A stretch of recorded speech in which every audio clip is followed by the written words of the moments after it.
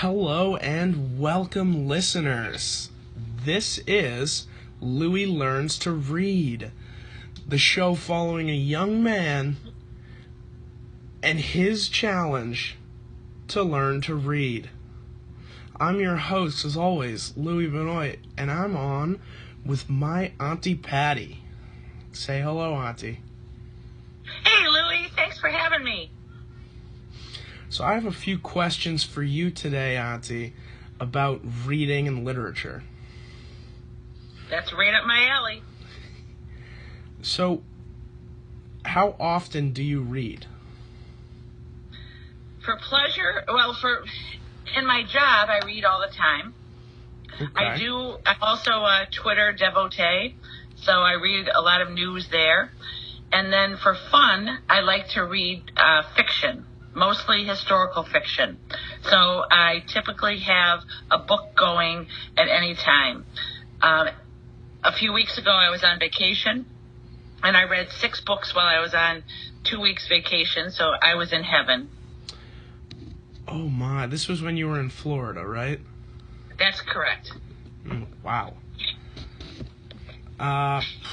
What was your favorite book that you read in Florida? Well, let me think. I think,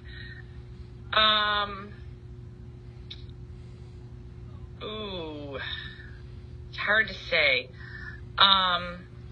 One was called The Snow Child, which was based on an ancient Russian fairy tale of an old barren couple that was never able to have children, and they fantasized about, and they lived in Alaska. They had moved, this was, around the gold rush times, and they had lived on the East Coast, and they were surrounded by family that were having children, and they were always surrounded by children, and they were so sad and desperate that they couldn't have any children of their own. They decided to go on this massive life adventure and move to Alaska.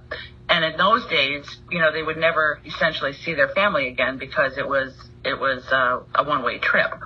And so they went there, and it was very difficult. They had to build their own home out of trees that they felled, and they had to start their own farm, and it was just very, very desperate. And the husband was convinced that he wanted to do this physical labor all on his own, and he never brought his wife into it. So she toiled in this single-room home all the day, and what she did was, make meals and sew and read, and became more and more desperately lonely. And then one day, the first snowfall, they went out and they made a little snow person, and they both saw that this snow person became human, and so really this little snow child became a human child, and she would come to them. She was a wild creature, and she ran around the woods with a fox, and so it was just the tale of them and this snow child, and she was never seen by anybody until this boy who was helping on the farm saw her, and then that boy and the snow child fell in love, and it was a very magical tale. So, and I had heard about the book because I saw a post on Facebook by one of my favorite children's author, Kate DiCamillo, who wrote Because of Winn-Dixie and a number of other Tale of Despereaux and just a number of brilliant children's books. She had recommended it. So I bought it for that reason, and it really was a magical tale. So I guess that was probably my favorite one that I read. Wow, that sounds pretty interesting and pretty weird. Yeah. All right. Another question. How do you prefer to read your books? Like, is there like a specific setting you have when you're reading for pleasure? Do you like to sit down with a cup of coffee or a Diet Coke? in my case. Typically I read at night, so I'm not drinking my Diet Cokes then. But I definitely have to have a book. I do have a Kindle, but I don't find that very satisfying. I know it's much easier. Like, for instance, I had to bring an extra suitcase for all the books that I brought. So it's not really practical. If I had a Kindle, I could have just preloaded them. But to me, having something physical in your hands and smelling and turning and being able to flip the page back and, what were they saying? And who was that character again? I need a physical structure in my hands. So I have to make the distinction that I'm a book reader, not a Kindle reader. And then secondly, I would say the best place for me to read, I finally got new furniture in my living room, and I vowed that when that happened, I would get my own queen chair, which I describe as my chair with an ottoman and with a light next to it, so I could be cozy at night. So that's what I like to do, is sit there in my queen chair with my feet up, with my light on, and maybe a glass of water or a glass of wine, and read away. Sounds pretty nice. It's lovely. What would you say your favorite book of all time is?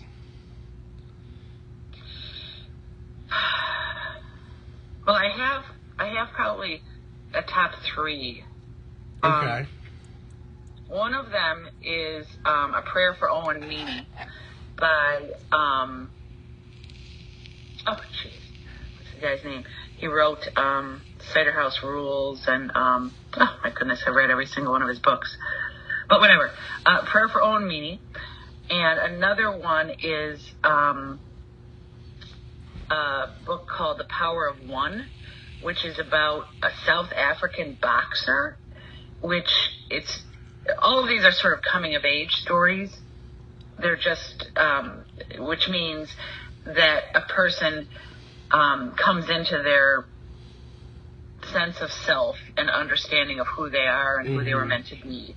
So coming of age is kind of as they mature and understand more about the world around them and how it relates to them and how they affect the world.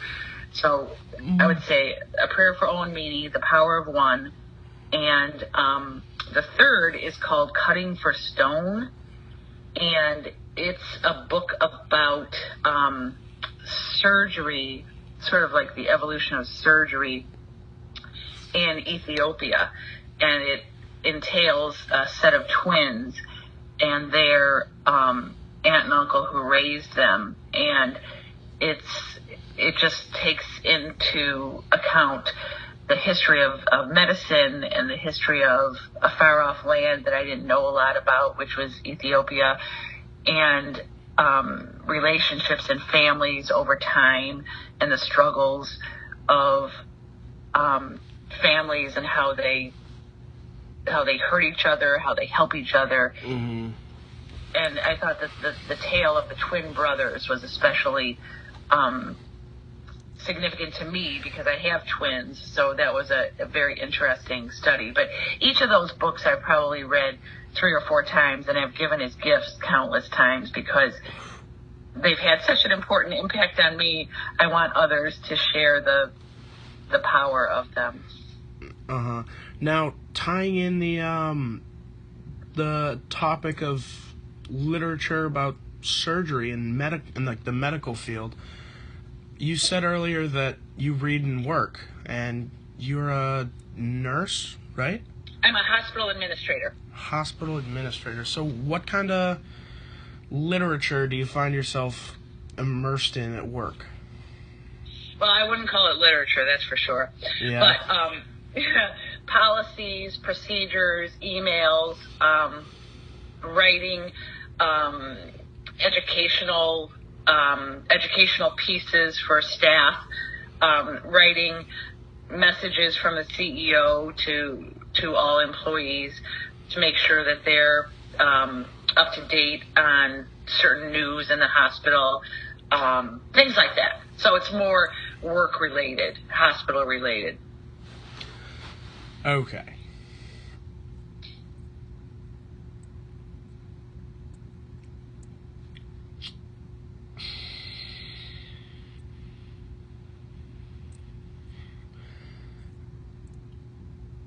are there any books that you want to reread?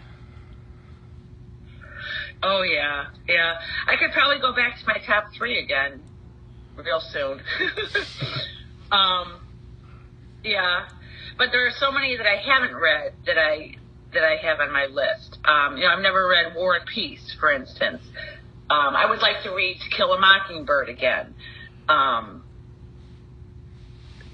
are a lot. I've reread a lot of the books that were significant to me as a child, like A Tree Grows in Brooklyn by Betty Smith. There was a series called the Betsy, Tacy, and Tibbs series by Maud Hart Lovelace that me and my sisters all read when we were very young. I've reread that series. So, if I want to, I generally go ahead and do it. Yeah.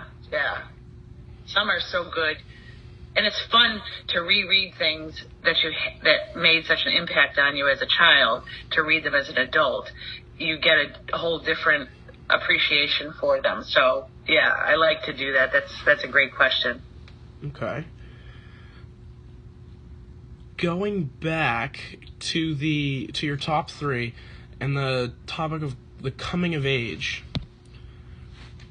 would you say that's your favorite type of storyline?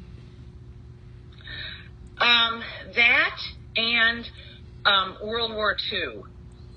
Okay. I read a lot of historical fiction, or I guess fiction based in history. So I've made a real study of reading all about World War II.